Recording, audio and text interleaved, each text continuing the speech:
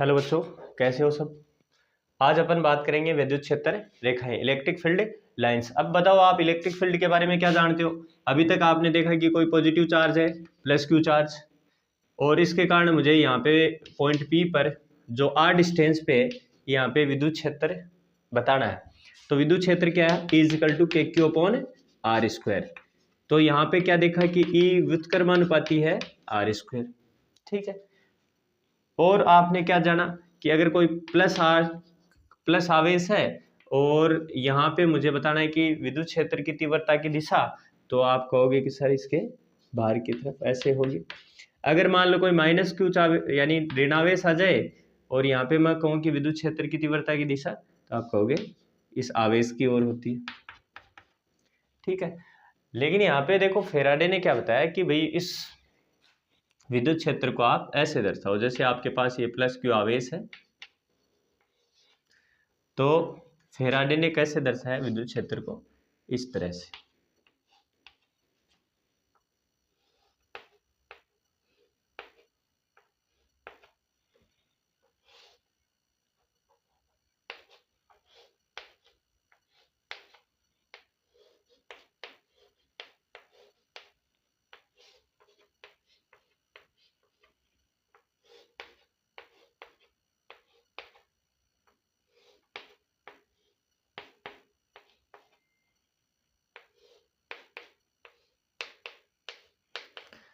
Faraday ने बताया कि भाई ये जो एरो है, ये तीर का निशान है, ये विद्युत क्षेत्र की तीव्रता की दिशा को, ई की दिशा को व्यक्त कर रहा है। और जो ये तीर की लंबाई है, देखो आपने यहाँ पे भी देखा कि प्लस आवेश के कारण विद्युत क्षेत्र की तीव्रता की दिशा बाहर की तरफ, तो ये त्रिज्यी बाहर की तरफ आ रही है सभी जगह। तो फेराडे ने बताया कि भाई जो विद्युत क्षेत्र की दिशा है वो इस तीर के निशान के अकॉर्डिंग मानो। और जो परिमाण है ये भी देखा आपने कि ई व्युत्क्रमानुपाती आर स्क्वायर, मतलब दूरी बढ़ने के साथ साथ विद्युत क्षेत्र क्या होता जाता है, घटता जाता है। तो जो तीर की लंबाई है उससे तीर की लंबाई है उससे क्या है, ई के परिमाण को व्यक्त किया। तो देखो जैसे जैसे दूर जा रहे हैं वैसे वैसे तीर का आकार छोटा होता जा रहा है, यानी पहले तीर का आकार बड़ा है, फिर छोटा, फिर छोटा, फिर आगे और छोटा होता जाएगा। तो फेराडे ने इस तरह से विद्युत क्षेत्र को कहा कि भाई उसको छोड़ो, के क्यू अपॉन आर स्क्वायर को, विद्युत क्षेत्र को इस प्रकार रिप्रेजेंट करते हैं। फिर देखो इसके अंदर भी थोड़ा मॉडिफिकेशन हुआ और इसको कैसे दिखा दिया कि इसको इस तरह से छोटे बड़े तीरों को न लेके आप इसको ऐसे कंटिन्यू के एरो के रूप में दिखाओ।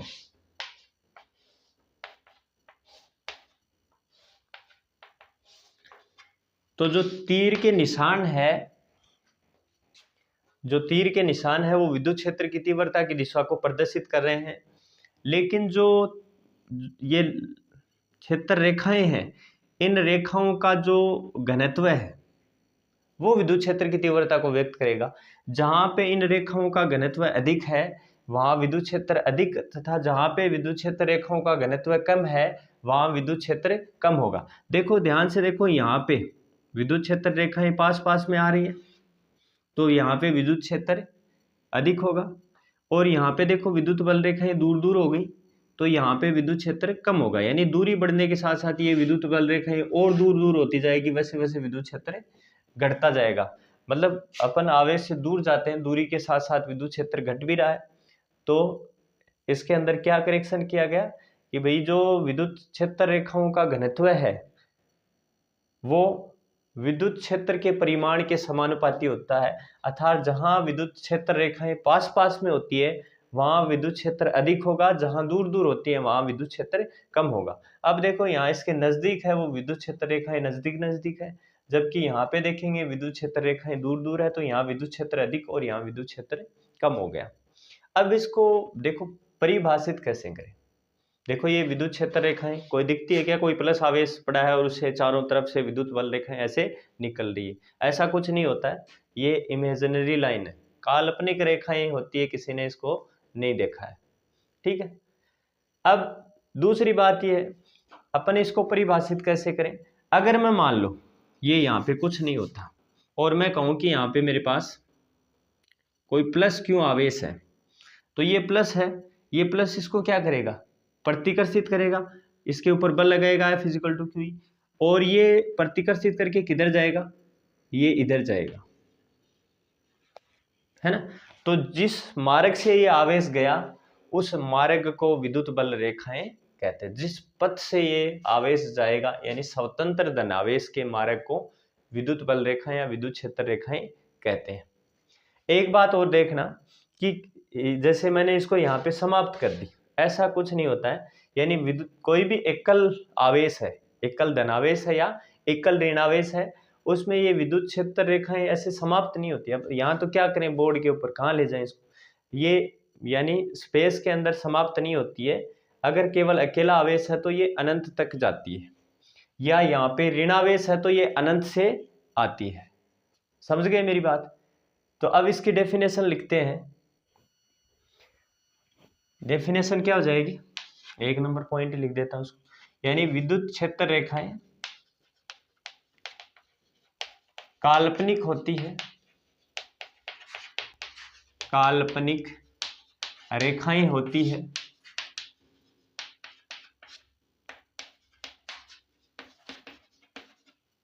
अर्थात स्वतंत्र धनावेश के मार्ग को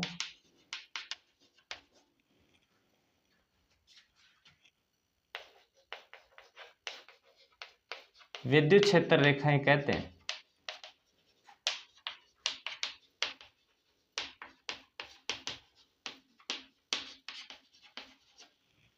ठीक है, 2 नंबर पॉइंट है कि ये रेखाएं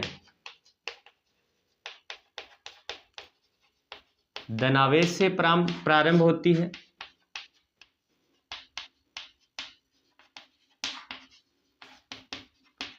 तथा ऋणावेश पे समाप्त हो जाती है, ऋणावेश पर समाप्त हो जाती है।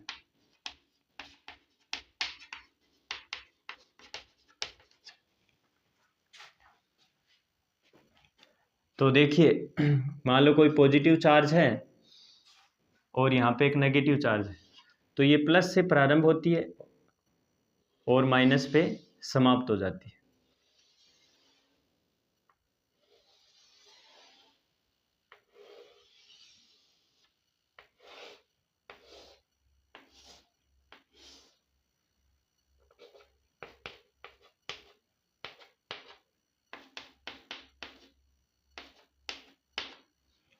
ठीक है, अगर मान लो कोई अकेला प्लस आवेश है, तो अभी मैंने बताया था कि विद्युत क्षेत्र रेखाएं ऐसे दूर तक जाएगी, लेकिन ये समाप्त कहाँ होगी, ये अनंत पर जाके समाप्त होती है।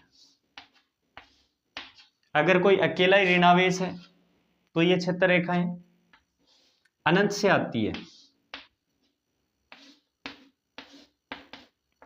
और उस आवेश की तरफ आएगी। समझ गए मेरी बात। यानी जो क्षेत्र रेखाएं हैं ये धनावेश से प्रारंभ होती है और ऋणावेश पे समाप्त हो जाती है, लेकिन अगर कोई अकेला स्वतंत्र अकेला धनावेश है तो ये क्षेत्र रेखाएं अनंत से यानी इस धनावेश से निकलकर अनंत पर जाती है। अगर कोई अकेला ऋणावेश है तो ये अनंत से आकर इस ऋणावेश पे समाप्त हो जाती है। क्लियर है। थर्ड पॉइंट, ये खुले वक्र के रूप में होती है।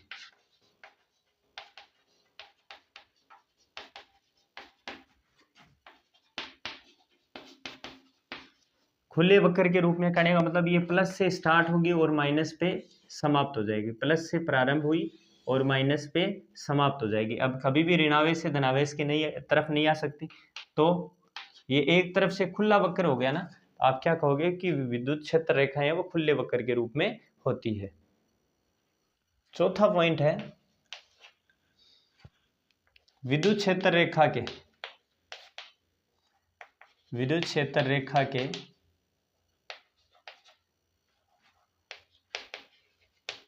किसी बिंदु पर खींची गई स्पर्श रेखा, खींची गई स्पर्श रेखा उस बिंदु पर विद्युत क्षेत्र की तीव्रता की दिशा को प्रदर्शित करती है। उस बिंदु पर विद्युत क्षेत्र की तीव्रता की दिशा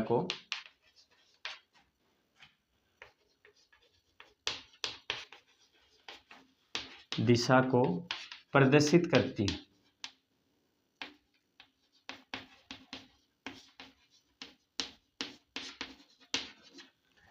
देखो डियर, जैसे मेरे पास यानी अपन ने ये प्लस क्यू आवेश है, माइनस क्यू आवेश है, प्लस क्यू आवेश से माइनस क्यू आवेश की तरफ ऐसे विद्युत बल रेखाएं गई, प्लस से निकली माइनस पे समाप्त हो गई। अब कोई आपको पूछे कि यहाँ पे बताओ विद्युत क्षेत्र कितना है, इस विद्युत क्षेत्र की दिशा किधर है, तो आप इससे स्पर्श रेखा खींचोगे और यानी ए बिंदु पर विद्युत क्षेत्र की तीव्रता की दिशा ये हो गई। आपको पूछे कि यहाँ बिंदु बी पर विद्युत क्षेत्र की तीव्रता की दिशा किधर है, तो आप इससे स्पर्श रेखा खींचोगे, ये ई बी की दिशा हो गई।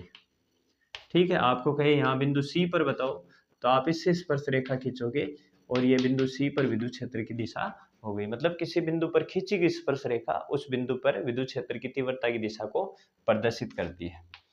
5वां पॉइंट है विद्युत क्षेत्र रेखाएं। क्षेत्र रेखाएं कभी भी एक दूसरे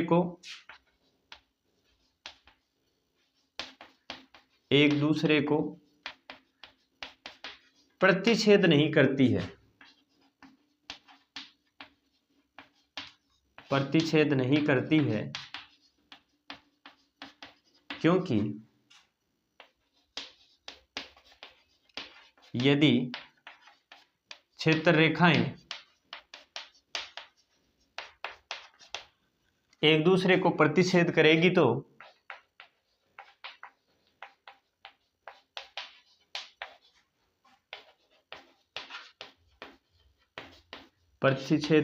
तो उस बिंदु पर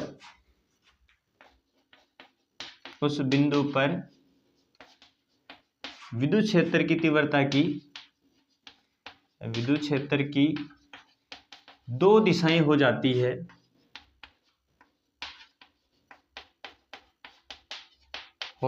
है, जो कि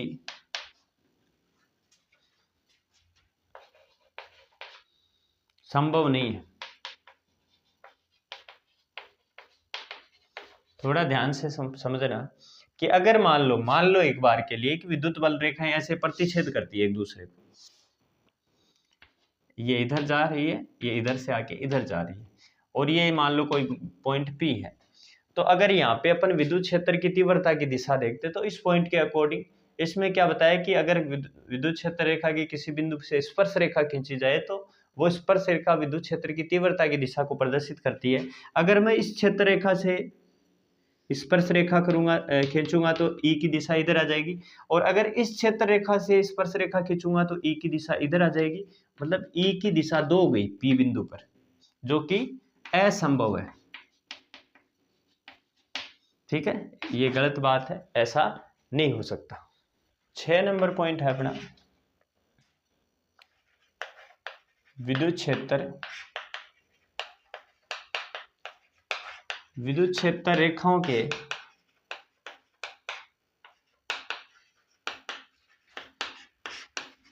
घनत्व के समानुपाती होता है।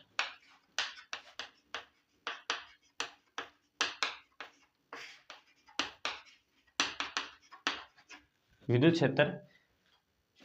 क्षेत्र रेखाओं के घनत्व के समानुपाती होता है। कहने का मतलब घनत्व अधिक तो विद्युत क्षेत्र अधिक, जहां घनत्व कम तो वहां विद्युत क्षेत्र कम। जैसे मैं ऐसे बनाऊं विद्युत क्षेत्र रेखाएं, ऐसे विद्युत क्षेत्र रेखाएं, और मैं एक पॉइंट यहां पे लूं और एक पॉइंट यहां पे लूं, तो यहां पे देखो विद्युत क्षेत्र रेखाएं पास पास में है, यानी विद्युत क्षेत्र रेखाओं का घनत्व का मतलब है इकाई आयतन में विद्युत क्षेत्र रेखाएं। तो यहाँ पे घनत्व अधिक है, यहाँ पे घनत्व कम है, तो बिंदु ए पर विद्युत क्षेत्र अधिक होगा और बिंदु बी पर विद्युत क्षेत्र कम होगा, तो ई ए ग्रेटर देन ई बी। अब देखो मैं अगर एक सवाल आपसे करूं कि इस तरह से कोई क्षेत्र रेखाएं हैं,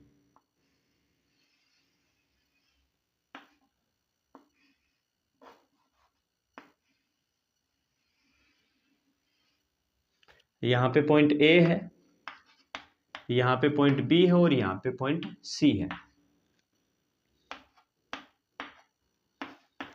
यहाँ पे और यहाँ पे विद्युत बल रेखा है वो समान दूरी पर है। तो अब आपको पूछे कि सबसे ज्यादा यानी ईबी और ईए में क्या संबंध है। यहाँ पे क्षेत्र रेखाएं दूर दूर है, यहाँ पे पास पास में, इसका मतलब ईबी है वो लेस देन होगा ईए से। इसमें और इसमें क्या संबंध है, इसमें संबंध है कि यहाँ पे देखो क्षेत्र रेखाएं दूर दूर है, यहाँ पे पास पास में, तो इसी ग्रेटर ईबी ग्रेटर देन होगा इसी से, ईबी लेस देन होगा इसी से। अब मैं कहूँ कि ई ए और सी के बीच में क्या संबंध है, यहाँ पे विद्युत क्षेत्र रेखाएं और यहाँ पे विद्युत क्षेत्र रेखाएं बराबर बराबर दूरी पर है, तो ये ई ए इज इक्वल टू हो गया ई सी। ठीक है, तो जहाँ पे क्षेत्र रेखाएं पास पास में होती है वहां विद्युत क्षेत्र की तीव्रता अधिक होती है, जहां क्षेत्र रेखाएं दूर दूर होती है वहां पे विद्युत क्षेत्र की तीव्रता कम होती है। समझ गए बात। 7 नंबर पॉइंट है, एक दूसरे के समांतर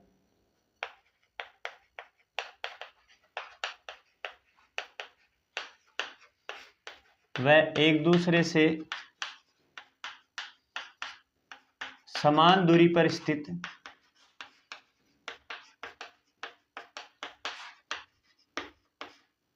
क्षेत्र रेखाएं समरूप विद्युत क्षेत्र का निर्माण करती है।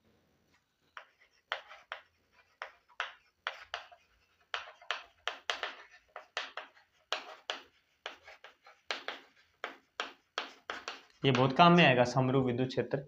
तो देखो अगर मान लो विद्युत बल रेखाएं एक दूसरे के समांतर हो और एक दूसरे से बराबर दूरी पर हो, तो इसके प्रत्येक बिंदु पर विद्युत क्षेत्र समान रहता है। जैसे मैं एक बिंदु ए यहाँ पर मानूं, बी यहाँ पर मानूं, सी यहाँ पर मानूं, तो तीनों जगह देखो विद्युत बल रेखा एक दूसरे के समांतर भी है और इनके बीच की दूरी भी बराबर बराबर है, तो E A is equal to E B is equal to E C, यानी तीनों बिंदुओं पर विद्युत क्षेत्र एक समान रहता है। समझ गए। 8वां पॉइंट है विद्युत क्षेत्र रेखाएं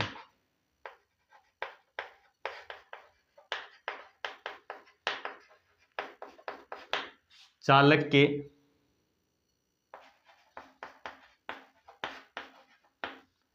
की सतह के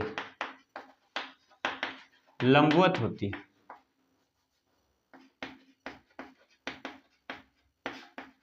लंबवत होती है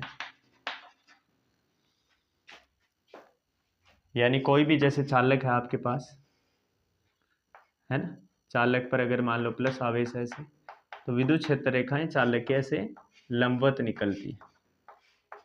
ठीक है। और 9वां पॉइंट है स्थिर वैद्युतिकी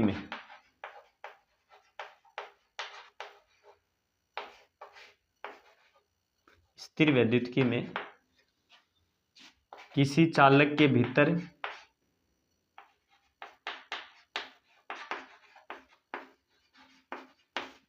विद्युत बल रेखाएं प्रवेश नहीं करती है।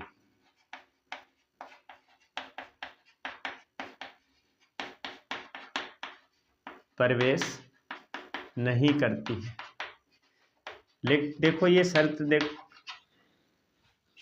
स्थिर वैद्युतिकी के लिए ही लागू होती है, यानी स्थिर वैद्युतिकी के अंदर, स्थिर वैद्युतिकी में आवेश को स्थिर माना गया। तो कोई चालक होता है तो चालक के भीतर रेखाएं जो विद्युत क्षेत्र रेखाएं हैं कभी भी अंदर प्रवेश नहीं करती है। समझ गए बात। पॉइंट के अंदर मैंने कुछ आकृतियां लिखी है, उसमें विद्युत बल रेखाएं खींचेंगे। देखो ये प्लस आवेश, ये प्लस आवेश, तो अगर ये प्लस आवेश नहीं होता तो ये अपनी क्षेत्र रेखाएं ऐसे आगे बढ़ाता, है ना, और ये नहीं होता तो ये भी अपने क्षेत्र रेखा ऐसे आगे बढ़ाता, लेकिन दोनों है तो दोनों की क्षेत्र रेखाएं ऐसे काट रही हैं, प्रतिच्छेद कर रही हैं, और आपने पढ़ा है कि विद्युत क्षेत्र रेखाएं प्रतिच्छेद नहीं करती है। तो ये क्या है, ये इस तरह से आगे ना बढ़ के और ये अपना पाथ मोड़ लेती है, यानी ऐसे घूम जाएगी, ये ऐसे घूम जाएगी, और इनके बीच में विद्युत क्षेत्र क्या हो जाएगा, शून्य। कोई भी विद्युत क्षेत्र रेखाएं नहीं गुजरेगी अगर दोनों पॉजिटिव है। दोनों नेगेटिव होते तो इसके एरो के निशान चेंज हो जाते बस। अगर मान लो आपके पास एक प्लेट है जिस पर पॉजिटिव चार्ज है, एक माइनस क्यू आवेश है, तो अगर इससे आपको इसके लिए क्षेत्र रेखा खींचनी पड़े तो आप क्या करोगे, यानी इससे क्षेत्र रेखाएं चालक की सतह से लंबवत होती है, ठीक है, इस तरह से क्षेत्र रेखाएं आके प्लस से आएगी और माइनस पे इस तरह आएगी।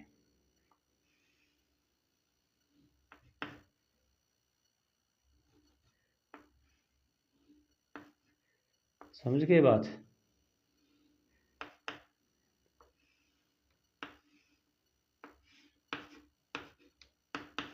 इस तरह से बनानी है। अगर मान लो कोई एक नेगेटिव चार्ज आए और एक पॉजिटिव चार्ज आए, इसके भी लंबवत होनी चाहिए और इसके भी लंबवत होनी चाहिए। अच्छा, अगर मान लो दो प्लेटें हैं, एक पर प्लस आवेश है, दूसरी पर माइनस आवेश है, तो विद्युत क्षेत्र रेखाएं प्लस से ऐसे माइनस की तरफ जाती है। यहाँ तक तो ठीक है, लेकिन जो किनारे हैं ना, यहाँ पे क्षेत्र रेखाएं कुछ ऐसे होगी, थोड़ी सी ध्यान रखना, ऐसे थोड़ी सी कर्व्ड हो जाती है। अगर मान लो एक चालक प्लेट है, पॉजिटिव चार्ज, एक पॉजिटिवली चार्ज प्लेट है, एक नेगेटिवली चार्ज प्लेट है, और बीच में एक उदासीन वस्तु है लेकिन चालक है। चालक है तो इसका जो माइनस है वो इधर आ जाएगा, और इसका जो प्लस है वो माइनस से आकर्षित होकर इधर चला जाएगा, ठीक है। और आपने पढ़ा है कि विद्युत क्षेत्र रेखाएं प्लस से माइनस की तरफ होती है, तो प्लस से जैसे ऐसे प्लस से माइनस की तरफ, लेकिन इस चालक के लंबवत प्रवेश करती है, मैंने पहले ही लिखा है। अगर आप सीधी नहीं, अगर मान लो ये क्षेत्र रेखा है तो इस चालक के लंबवत प्रवेश करेगी, ठीक है। ऐसे ही लंबवत बाहर निकलती है और चालक के लंबवत ही अंदर प्रवेश करती है। यहाँ से देखो इस तरह से निकल के ऐसे जाएगी, इस तरह से निकल के ऐसे जाएगी, और यहाँ से प्लस ये आई थोड़ी, यहाँ पे नेगेटिव है तो थोड़ा आकर्षित होगी, फिर यहाँ पे पॉजिटिव है तो थोड़ा वापस प्रतिकर्षित होगी, ऐसे चली जाएगी। तो ध्यान रखना, अगर आपको कोई दो चालक प्लेटों के बीच में जिस पर विपरीत आवेश है और उसके बीच में कोई उदासीन चालक वस्तु है, और मैंने आपको एक पॉइंट में ऐसे लिखाया था लास्ट पॉइंट में कि जो चालक होते हैं स्थिर विद्युतकी के, इसके अंदर विद्युत क्षेत्र शून्य होता है, अर्थात इसमें से कोई विद्युत बल रेखाएं नहीं गुजरती। तो अगर कोई चालक वस्तु रखोगे तो इसका नेगेटिव चार्ज इस पॉजिटिव चार्ज वाली प्लेट की तरफ कर लेना, और जो पॉजिटिव चार्ज है वो नेगेटिव चार्ज वाली प्लेट की तरफ आकर्षित हो जाएगा, और इस तरह से विद्युत क्षेत्र रेखाएं गुजरेगी। अच्छा, यहाँ पे क्या है, यहाँ पे मेरे पास तीन आवेश है और तीनों ही पॉजिटिव है, तो बताओ इससे क्षेत्र रेखाएं कैसे गुजरेगी? तो देखो ऐसे विद्युत क्षेत्र रेखाएं इस तरह से बना देना इसकी,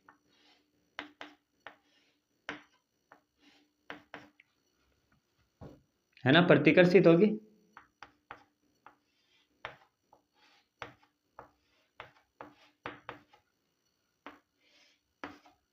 अगर तीनों आवेश है, उसका परिमाण अगर मान लो बराबर है, क्यों क्यों क्यों है, तो आप बराबर संख्या में विद्युत क्षेत्र रेखाएं बनाओगे। आगे समझाऊंगा इस बात को मैं एक सवाल के माध्यम से। तो इस तरह से अपन अगर विभिन्न प्रकार के आप प्रॉब्लम्स दी हो और क्षेत्र रेखाएं खींचनी हो तो अपन ऐसे खींचेंगे। देखो नेक्स्ट है, अगर मान लो आपके पास एक प्लस आवेश है एक माइनस आवेश है, दोनों का परिमाण बराबर है, तो आप ऐसे विद्युत बल रेखाएं जितनी प्लस से निकलती है उतनी माइनस पे जाएगी, जितनी प्लस से निकलती है उतनी ही ऐसे माइनस के पास जाएगी। इस चीज का ध्यान रखना। अपन फिर ऐसे बनाते हैं, प्लस से ऐसे निकल रही है और माइनस पे प्रवेश कर रही है, तो देखो ये इस अगर दोनों बराबर परिमाण के आवेश है तो इस चीज का ध्यान रखना। इधर देखो 1 2 3 4 5 6 7 8 विद्युत बल रेखाएं हैं, तो इधर भी आपको 8 ही बनानी है, अगर ऐसे कर दिया डायग्राम तो बिल्कुल गलत हो जाएगा। अगर दोनों का परिमाण आपने समान लिया है तो समान मात्रा में विद्युत बल क्षेत्र रेखाएं बनानी है। अब आप कहोगे सर हमारे पास एक आवेश है ना, वो तो है Q है, और दूसरा 2Q है। तो देखो इसको थोड़ा सा एक डायग्राम से, अगर मान लो इससे +Q आवेश से 4 विद्युत बल रेखाएं निकल रही है, ऐसे 4 विद्युत बल रेखाएं निकल रही है, तो जो 2Q आवेश इसका परिमाण डबल हो गया। ये विद्युत बल रेखाओं की संख्या है, यानी इसके परिमाण के समानुपाती होती है। अगर परिमाण डबल कर दिया तो ये क्षेत्र रेखाओं की संख्या भी डबल करनी पड़ेगी आपको। क्षेत्र रेखाएं पहले 4 जा रही थी Q से, तो अब 8 जाएगी। समझ गई मेरी बात? इसलिए मैंने बताया कि इधर से जितनी विद्युत बल रेखाएं आउट कर रहे हो उतनी ही इधर इन होनी चाहिए, अगर बराबर परिमाण लिया है। अदरवाइज ये रूल है वो फॉलो नहीं होगा, ये डायग्राम गलत हो जाएगा। ठीक है। अब मैं अगर मान लो आपके पास इस तरह का कोई सवाल आ जाए, 12 नंबर पॉइंट ले लूं कि जैसे यहाँ पे मेरे पास है कोई +Q चार्ज है, Q1 आवेश है, और यहाँ पे -Q2 आवेश है। ठीक है, और इसको मिलाने वाली रेखा ये रेखा है। ठीक है, एक यानी विद्युत बल रेखा ऐसे निकली और इसके पास ऐसे जा रही है,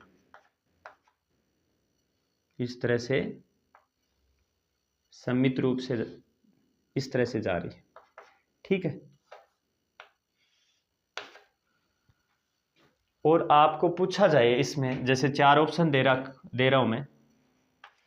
ए है Q1 का परिमाण बराबर Q2 का परिमाण, बी है Q1 का परिमाण ग्रेटर देन Q2 का परिमाण, सी है Q1 का परिमाण लेस देन Q2 का परिमाण, और डी दे दिया इसमें से कोई नहीं।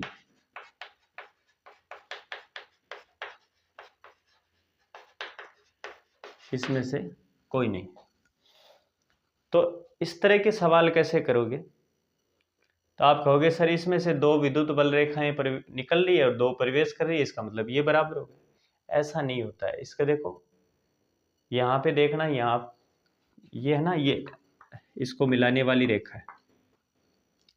ठीक है, तो ये देखो इससे जो विद्युत बल रेखाएं निकल रही है वो दूर दूर है ना। कहने का मतलब यहाँ जो अल्फा कोण बन रहा है और इधर अल्फा अल्फा कोण बन रहा है, और इधर है ये बीटा, ये कोण बीटा।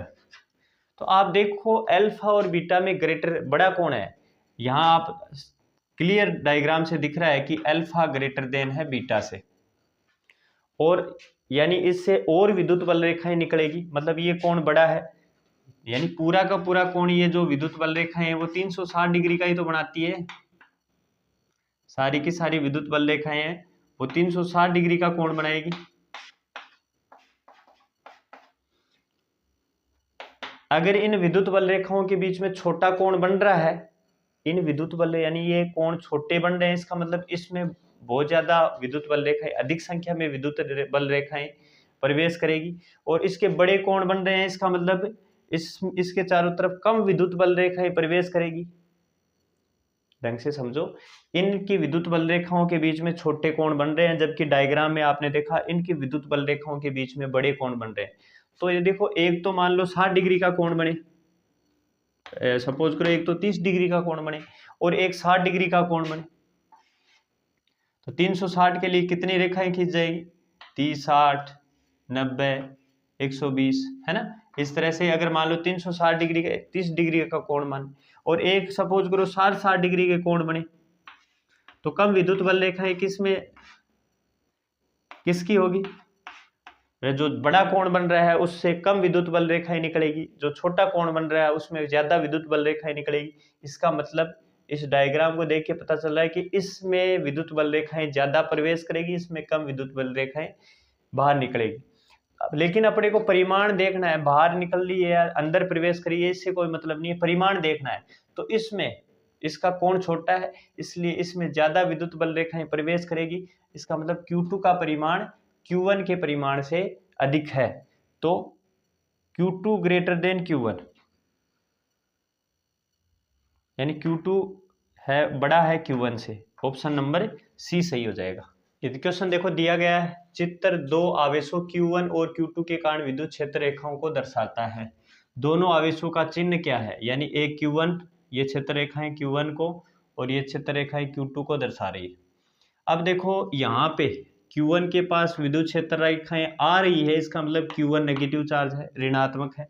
और यहाँ पे देखो Q2 के पास भी क्षेत्र रेखाएं आ रही है, इसका मतलब Q2 भी ऋणात्मक है। तो क्या होगा, ये भी ऋणात्मक है, ये भी ऋणात्मक, तो दोनों ऋणात्मक हैं। यहाँ पे देखो विद्युत क्षेत्र रेखाओं का सही निरूपण चुनिए, यानी 4 ऑप्शन दिए हुए हैं, अपने को बताना है कि इसमें से सही निरूपण क्या है। देखो यहाँ पे विद्युत क्षेत्र रेखाएं एक दूसरे को काट रही है, मतलब ये तो नहीं हो सकता। यहाँ पे देखिए विद्युत क्षेत्र रेखाएं देखो बराबर आवेश है, इसका मतलब बराबर बराबर, इसमें भी 5 है, इसमें भी 5 है, इसमें भी 5 है, प्रतिकर्षित भी हो रही है, इसका मतलब ये सही हो सकता है। ठीक है, यहाँ चालक के अंदर विद्युत क्षेत्र रेखाएं प्रवेश कर रही है, इसका मतलब चालक के अंदर विद्युत क्षेत्र रेखाएं प्रवेश नहीं करती, इसका मतलब ये गलत है। यहाँ पे देखो चालक के विद्युत क्षेत्र रेखाएं, जब कोई चालक विद्युत क्षेत्र में स्थित होता है तो उसके लंबवत प्रवेश करती है और लंबवत ही बाहर निकलती है, लेकिन देखो यहाँ पे इस चीज को ये फॉलो नहीं कर रही है क्षेत्र रेखाएं, इसका मतलब ये भी गलत है। तो सही ऑप्शन क्या हो जाएगा, बी सही हो जाएगा।